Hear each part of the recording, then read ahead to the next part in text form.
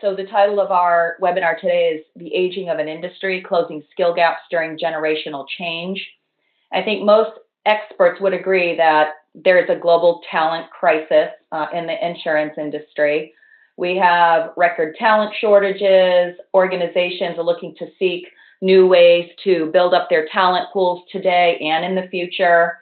And then you add on to that all the modern technology that is available to the millennials when we have to introduce new types of assessments. We have big data and analytics that we have to worry about.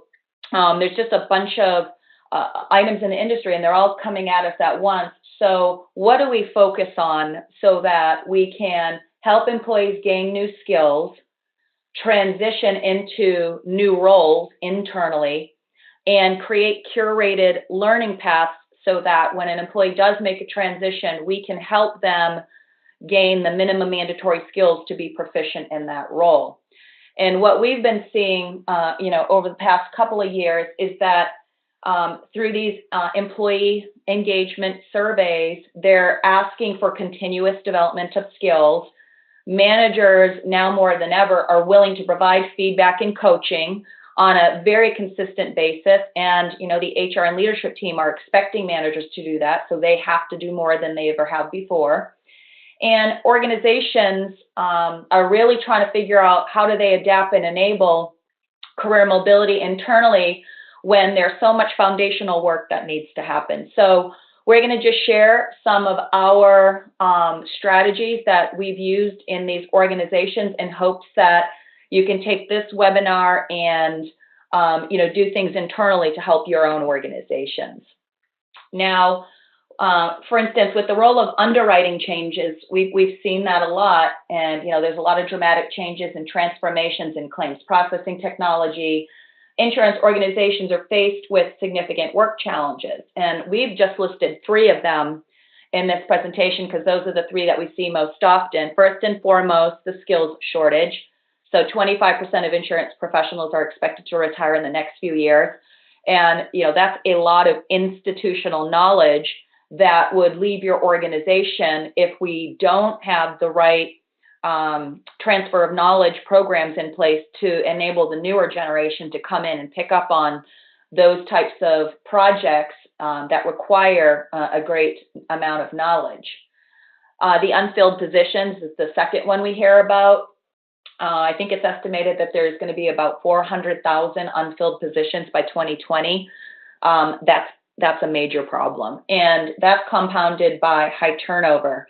And what we tend to see, or what we've been told, is that insurance companies are doing a good job of recruiting millennials, but once they get them in, they're having the high turnover rates where they're only staying between 12 and 18 months. So we need to figure out how to do a better job of engaging and retaining the millennials, since they're going to have to be the ones filling the unfilled positions. And as we continue to see, more rapid skills needed in the workforce, how do we then begin to train them to be ready for big data and analytics and those sorts of things to keep pace with change? So how can we adjust to a changing workforce and close our skill gaps? The trend that we're seeing first and foremost is that we have to take a new and agile approach to managing people. And what we've been doing is working with insurance organizations to help them first and foremost understand the talent they have, understand the skills of the talent that they have, and then help them understand the skills, i.e. kind of jobs and competencies that are needed in the future to create an organizational picture. Now, there's 2 camps when I think about competencies, right? Traditionally, most organizations have looked at behavioral competencies, and those are going to be things like loyalty and trust and things that to me really build a culture. So as we start to evolve in these new technologies, organizations are getting more sophisticated in segmenting their customers, working from matrixed structures. So we have to bring in the ability to train people at a higher level than we ever have before, even with some of those behavioral competencies. Then we have technical competencies. Most often, I don't find a lot of insurance companies focusing on this. And when I say technical, I'm not talking IT. I'm really referencing what type of skills are required for an underwriter versus an actuarial agent versus somebody may be operating as a marketing person within IT. What are those specific things that we need to do in order to deliver on the promise of great customer service and a great customer experience? So together with these two competencies, they set to me the foundation for how insurance companies need to evolve in the future. And I'm going to talk a little bit more about that. So we did a couple of surveys with our insurance clients because we like to measure where they're at and then where they need to be. And so some of this came from our annual survey about the human resource challenges within these insurance companies. And what we really tried to understand is what are the top 6 initiatives that they need to focus on in order to transform, like what are their employees saying? First and foremost, as you can imagine, they are needing to recruit new talent into the organization. And when they recruit that talent, they need to hold on to that talent.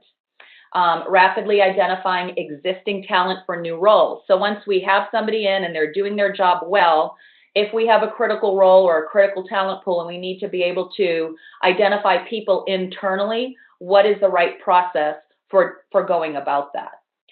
Clear visibility into a continuous career path. So, on average, people change their career path 7 times or make 7 career changes. So how can we enable employees to look one step ahead in a consistent basis so that every year they're developing net new skills to their career portfolio? Identifying broader training needs fast. So most often what we've seen is organizations get, a catalog of learning and they let employees engage in whatever learning they want.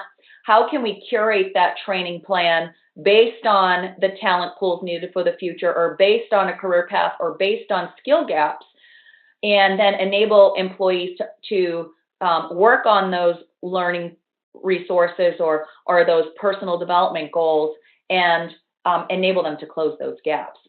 They want to give managers the right tools to guide people development. So, one of the things I think we need to do a better job of is teaching manager how to be good coaches. And it just doesn't come natural, nor do we teach that in any type of university program. Typically, you're going to have some type of training internally that teaches you how to be a manager, but you got to take it one step further in teaching people about how to be a good coach, because when you're a good coach, you can help people truly develop in the way that most interests them. And then we need to retain sought after key talent. So how do we get the top talent that we need and then keep them in the organization? And they all work in harmony to create the overall employee experience. From the moment that we're touching them from recruiting until they retire, they want a very seamless employee experience. And we have found that there's 3 building blocks to create the right foundation for the items that I've just mentioned above. First and foremost, we have to take a comprehensive approach to skills management, or sometimes I refer to competency management. I'm using that interchangeably. We have to help you explore and build career paths internally. And if you've ever tried to do that, that can be a very challenging endeavor. And then we have to create personalized development plans for employees. And I'm going to walk you through each one of these factors. So a comprehensive approach to skills management. When Talent Guard engages with organization, the first thing that we look at is how to establish talent benchmarks across the organization. When we go into organizations, typically they don't have a centralized database of skills or a database of jobs. They don't have standardized jobs. They're all haphazard. Some managers create job roles over here. Sometimes the HR person gets it. Sometimes the job description has 5 paragraphs. Sometimes it has responsibilities. Sometimes it has requirements. So there's no single universal language that helps an organization create a foundation that will work with the applicant tracking system, with the performance management system, with the succession system, with the skills assessment system. So first, we take a look at what are you doing in terms of skills management today and job role management, and then what state is that in? And then we'll typically help them audit where their gaps are. And we look at a couple of different areas. So we look at the competencies, we look at job roles, we look at the type of learning that they recommend based on their competencies. We look at development statements, like what type of ideas or actions can we give to the employees and the managers to help them be coached all year long so that they can close gaps. What about interview guides? So how do we help employees prepare for these internal interviews, and how do we help managers ask the right questions? We look to see what type of job family structure they have internally. So what type of corporate organizational structure has the compensation team been able to build, so that we can look at that and build off these formal career paths that work with your job grades and your pay grades and all your different departments. And then, and enabling that can be managed in a central fashion. So typically we find that it's decentralized. People have just different responsibilities all over the organization. And we really think that having a very consistent, single-focused ownership over skills management, while including the business units, is a much more streamlined way to do that. And let's talk a little bit about what does it mean to actually create that. So we've done some studies, and if you were to build we'll just call it a talent framework for the insurance industry, it would take about 2 years to do it the right way. So when Talent Guard engages in a project, we'll typically partner with companies like IBM or HRSG or SSG in Singapore, or these various other competency development companies that help your organization get off the ground with a standard framework that covers probably 80 to 85% of your existing jobs in a very streamlined way. So as an example on this screen, we have here an insurance framework. As part of that framework, you can see in the middle, what typically happens is we provide 330 different competencies. And I'll show you how that breaks down in a minute. But there's about 300 different competencies, and those are used to build job profiles. I think there's about 250 different profiles in the insurance library across 10 job families, and these are typically the job families that would exist in an insurance company. And then based on that, we start looking at, well, what's the accelerators? What type of content is needed if we were to roll this throughout our talent management strategy? And you're going to, like I said before, look at interview questions, SMART goals, coaching tips, learning references, so that you have a comprehensive universal content platform from which you can manage all of your talent initiatives. It doesn't matter which vendors you use. Typically, it's vendor agnostic, so that we can give you a best case, best practice built across multiple different insurance companies all over the globe, vetted by PhDs in org development, and has been time tested by lots of global companies. So it saves you time, it saves you resources, it saves you money, so that you don't have to go build that. You can actually just start initiating your talent management initiative sooner rather than later. Now, what I like about this type of approach, for example, is when you get a library like that, you are able to look at your competencies in a lot of different ways. And the 3 types of competencies that you would be able to look at are in 3 basic categories. We call it job technical. These would be the things that each specific job would be needed to do in order to perform in a particular job. So they're going to be things like insurance and actuarial concepts, what's the regulatory environment like, and what do you need to know in order to ensure that you're in compliance with what you need to do with your clients, things like knowledge of the insurance industry. And then we look at job functional. So things like financial mathematics, probability, statistics. So, and it comes with questions in those areas. These are just categories. And then, of course, you know that as you become a manager, as you become a leader in the organization, there are certain other competencies that would be expected of you while you're managing either a team or deploying into new markets, things like agility, organizational leadership, planning and organizing. And you're able to look at how these particular competencies are configured and recommended, and then use that as your model to build on top of that. So this to me is like the foundation of a house. And then within that context, when you have those, as an example, I'm just going to break down an example profile. So you have many different types of job families. And you can see that on the left: actuarial, agent services, annuities, claims processing, insurance administration.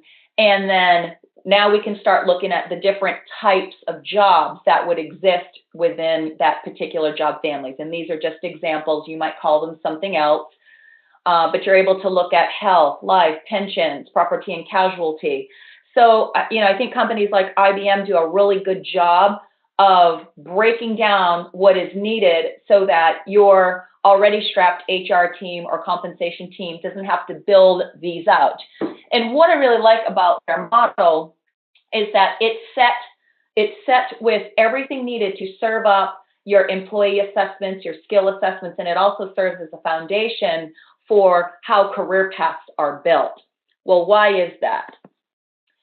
Well, here's an example profile. So if you start to break down the kind of data that is provided, this would be some of the recommendations. So it obviously gives you the position. It would give you a job grade, and then we'd have to align that to your job grades, what that pay scale might be. It provides you with the job description, 4 core responsibilities. It has about 45 competencies over the 3 categories. And then each of those competencies has 4 proficiency levels. So if you're thinking that maybe you're hiring a customer support, they have a basic level of experience versus somebody who might be a VP of customer support, they would have a subject matter expert level of experience.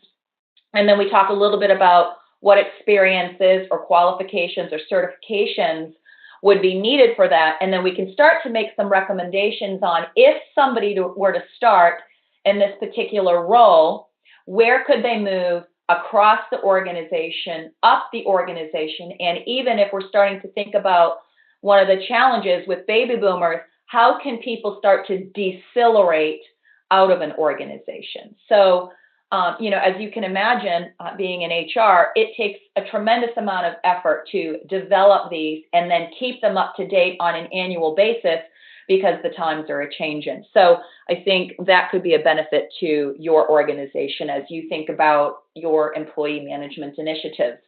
Now, why is that important as a first step? Well, to me, it serves as a foundation for assessments. So if I say, here's Linda Janak, she is an actuary assistant, and that is her job role. And the first thing that the manager and the HR team want to do is to assess my level of competence in that role, to figure out where am I at in my own role so that I can begin to develop skills where I may have gaps. So the employee would then do an assessment against that job profile, and then we'd start to identify areas where they have strengths and weaknesses. But if we take it a step further, when that employee conducts that assessment, now that serves as the foundation for anything that they compare themselves to in the future. So if I want to compare myself to a marketing manager or an accountant, whatever that may be, it's going to now take the assessment that I've done in my job role and show me gaps towards something future. Now, what we see a lot in organizations is they just stop at the skills assessment, goes into a drawer, they're using it only for performance, and it really serves the organization, but does little to serve that employee and that employee's career development aspirations. So this is one way that we begin to tie these steps together so that we can move beyond assessment paralysis and truly get to the focus on the employee and that personalized plan. So, just a couple of words. The standardized framework revolves around a host of talent challenges. So some of the things from the study that came out of the benefits of moving forward with a framework like that is it changes the way they think about human analytics. I just saw on HLN today that the average toddler has 2 hours a day on a digital device, like an iPad. That's crazy. So our kids are coming out of school already expecting the most modern workforces with the latest technology, the ability to have social, the ability to do smart talent acquisition. The biggest complaint that we heard was when you create these job profiles and you use it in your ATS, when that employee is onboarded, they're onboarded with that same job description that was on the website through their performance review and then their career path and their assessment. So it sets them up to understand exactly what is expected of them. It holds them accountable for that job role, helps them develop in that career, and helps the manager to coach them. And having that standardization allows organizations in the insurance industry to serve up very specific training and development plans. So I know if I have a gap in communication, specifically in writing, and maybe I'm not writing full paragraph, I can serve up a very curated, on-point learning resource that's going to touch upon that one part that I'm missing and not have to do, a week-long course in communication, and I only need one specific thing. So these were some of the benefits. The third one, or more than three, getting a clear oversight of people capabilities. Now, it's not just the individual capability. So I can do an assessment on each employee, but when you actually collect that data as a manager, you can not only look at your individual team's competencies and skills, but now you have a team perspective. So as a team, what skills might be missing? And then that cascades up. As an organization, if we're capturing what now is all this big data, and you're now getting summaries and dashboards that say, hey, overall, your organization is lacking in these 4 skills and you have strengths there, we are better able to tailor our training budget to those types of learning resources that add value. So we're saving money on what we're investing in, the kinds of training that we're providing our employees, and then the gaps that they close. So, I think that with that type of foundation, a lot can be had in terms of benefits. But I love this slide because with the click of a button, once that foundation is set, and it still takes a while to, what I would say, rationalize your roles, right? Because if you already have a database, how do you rationalize it? That usually takes between 4 and 6 months to work with your business units, but it's ready to go. And there's a lot of things that we could talk about, but for this presentation, I'm really going to focus on the career path because that's where we see the most emphasis in organizations and helping to increase that employee experience. Now, a little bit on career path, and I'm using that term in the traditional sense of the word, but today's careers leave employees unprepared. As I mentioned earlier, people make about 7 career moves over their lifespan, and the thin line is kind of representing the traditional trajectory that someone would take in their career. They're going to start as a technical person and maybe become a supervisor and a team lead and a manager and a director and a VP and so forth and so on. And it's not that that doesn't happen, but what we've seen, the changes in the economy, is that we're seeing longer strides. So it's taking people longer to make career changes. And that's just because organizations are flatter. But when we do move them up, they're moving up in much greater responsibility. So they're skipping over some of the steps because of the talent shortages and the skill shortages. And now people are having to figure out on the fly what they're having to do. And guess what happens? When you're figuring that out on the fly, you're expected to hit certain expectations in that job role. And if you're not, you're going to leave. So it can cause problems. So all along the way, there are multiple touch points that we need to account for that help individuals stay in careers longer, meaning their current job roles, and keep them excited about that job role. And then when we do make those shifts, knowing what is needed between one job role and the next, so we can truly see on this continuum where are employees today? Out of 45 skills, do they have 20? Do they have 10? Do they have 90? So that if I need ready now talent, I can truly draw that from within. So that traditional model of career pathing is changing. And I really like to think about the career lattice as the 21st century model for talent mobility internally. So what we want to do is provide a way for employees to really focus on their skills and experience, not just job titles. But it's really hard to do that if you don't have an infrastructure internally to be able to support that. So if we can start to focus on capabilities and we can provide a little bit of automation to help employees start to explore where their skills could be best applied, whether it's a new department or a new division or a business unit or in a different country, we can start to enable massive shifts internally along that continuum. And as I said, whether it's across the lattice, whether it's up the ladder, whether it's down the ladder, because we can decelerate out. So as an example, we had one of our clients had forced retirement at age 65, and they found that they actually had to get rid of that policy because they were losing too many people and not enough people to fill those job roles. So we were able to help them eliminate that mandate internally. And what we did instead is we allowed for a deceleration program over 5 to 6 more years. And so the average person was leaving well into their 70s while enabling people to move up in those coveted positions. So some of what we did is we created these learning programs and coaching programs and training programs where people were able to shift out.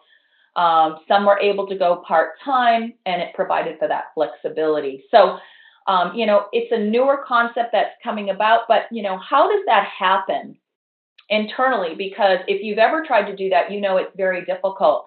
And I really always use this analogy when I'm on an airplane and you turn to the back of the magazine and you're looking for different hubs of where does Austin fly to? And it has all of these lines back and forth and it looks like a big spider web. If we were to do that today, that's what our career maps and our career paths would look like. So it's not until recently that companies like Talent Guard have been able to take the mass amounts of data, and I'm talking hundreds and thousands and thousands of pieces of data, and make it much more simple for the employee. And AI is also helping in that factor. So this is just an example of how you could potentially deliver up an employee's career development experience. So if I'm an employee, what you really want is something that can do the work for you. So if I'm, in communications, how can the system recommend, based on your assessment and your aspirations and your preferences and your experience, how can it begin to recommend the types of roles that would be best suited for you? And then how can you start to leverage that big data internally to think about, well, what roles might be competitive for that employee? So let's say, for example, that I want the director of communications role. Well, if I have 100,000 employees and 80,000 of them have that as their next step role, maybe there's a better path that can help me make my types of transitions. So we have to be able to do that. But if you really think about what the employee wants as they're building that career path, is vacancies. So it's not just that they want to build out a plan. How are you going to then start to expose what vacancies are available so that employees can begin to make those internal moves? But not only that, from HR's perspective, what we've seen is it's very, very hard to lose some of your critical talent, like your actuaries. It takes a really long time for them to get to know your company, your processes, the way that you do things, your methodologies, and even hiring from the outside, it can take on average 9 to 12 months. So one of the things that you could start to think about as a strategy is if you can identify which roles are critical, you can start to incent people with your rewards and recognition systems. So as they're developing skills that are more catered to a critical role, HR is starting to fill the gaps that are needed and then can take stock of what Ready Now talent do we have for those critical roles, and not just have a vacancy strategy when it comes time to filling those. So, I just think that goes a long way. But what is it that people really want? What do they really want to build out? What they want to be able to build out is what we call a progression timeline. So if you think about the way that you thought about your career, what is my 1 year, 3 year, 5 year goal? Am I happy? Am I working with people that I like? Am I able to develop? And are there other people like me who want to work on this exact career path that could truly be a suitable mentor? Most of the time, when I see mentor programs get implemented in insurance companies and beyond, it's a simple matching tool where they go, okay, this person wants to be a mentor, this person wants a mentor, but it might not be relevant, and those things fall flat on their face. So how can you begin to introduce relevant mentors that have traversed the path that you're interested in, so that that individual or individuals can begin to help you navigate the kinds of challenges that you will face as you're moving through that career lattice. So these types of things, you can do some of these things. I've seen people do them on SharePoint. They're hard to update, but it's possible. But it starts to empower the employee about their career journey. It helps them think that, wow, this company really does care about me. They're starting to connect me with a community. They're starting to make social be an important thing, not just mean Facebook, but I'm able to collaborate. I'm able to see the kind of skills. I can have skill groups where we can think about how do we want to get together to build skills together. And HR is really able to think about the future. And then the curated development plan. That's really the most important part, right? So if I'm starting to think about how do I develop as an employee, instead of having some random LMS that I log into and just start looking at Communication 101 or Microsoft PowerPoint 101, how can I begin to serve up something that's meaningful to you, where I can contain all of my goals and actions in a single location, where I can get recommended learning plans, mentors, a place to collaborate all year long with managers and peers, and to be able to track that, to talk about my aspirations, and then indicate to HR that I am ready for the role, versus me going onto the external website and applying for jobs constantly and it going into a black hole. We can begin to use that data in meaningful ways. And how is it meaningful? Well, as an example, in your gap analysis, the way that you would want to think about something like this is to be able to tie learning, and most organizations have an LMS. How can you tie your LMS to your competency library, where that competency library is then tied to career paths, and then begin to have those types of skills that get served up? But not only that, if you think about the number one most rated option was what we call day in the life. How can your organization start to express what it's like to be in this role? What types of things am I going to do day in and day out? It's kind of think about as a simulation. So helping people see those videos, and those videos are created by your employee. Those things can then become social. So we're starting now to get a little bit more prescriptive in the things that we can help our employees and our managers do, and starting to close those gaps.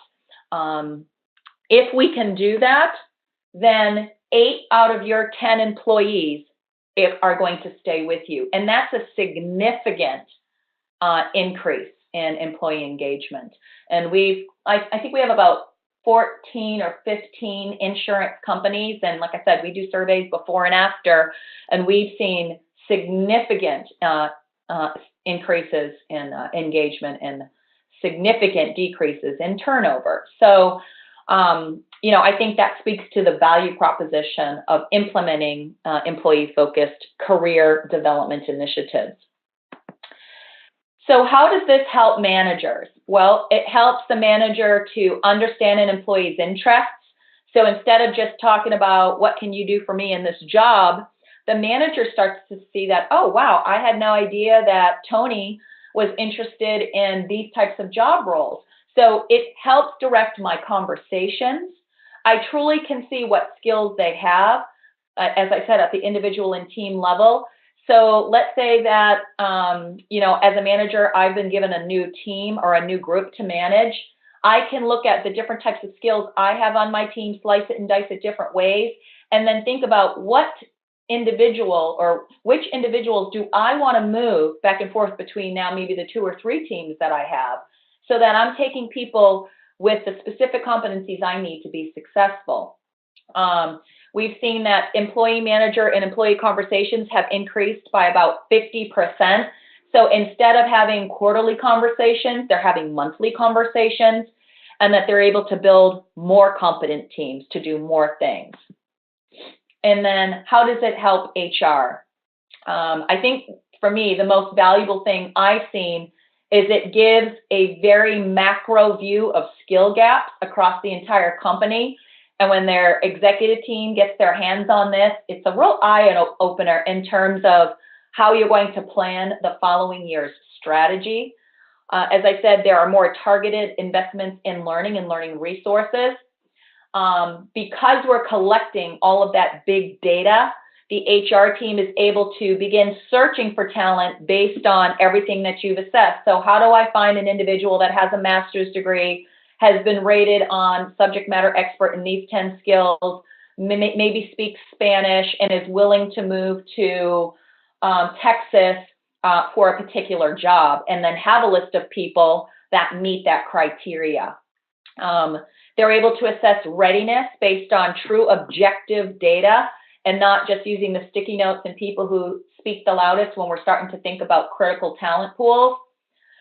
Significantly reduces turnover. And if we do your employee engagement surveys 1 year to the next, you will see a significant increase in what those scores look like.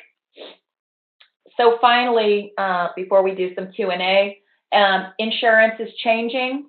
You need to be prepared. We need to be prepared because of all of the new types of job roles that are coming out. We need to understand, what does it mean to have benchmark talent, i.e., what are other companies looking at? How are other companies working to build their portfolio of skills? And then how can we use that data in order to fill those gaps? So I want to thank everybody for today. Just an information about TalentGuard. If you had any questions about what we do, and without further ado. Thank you again, Linda. I appreciate it. Linda's contact information is on the screen. If you have any questions, give her a call. As always, you can contact me here at ICT at mstillwell@insurancecouncil.org. Linda, thank you again. Thank you so much. I appreciate the time today.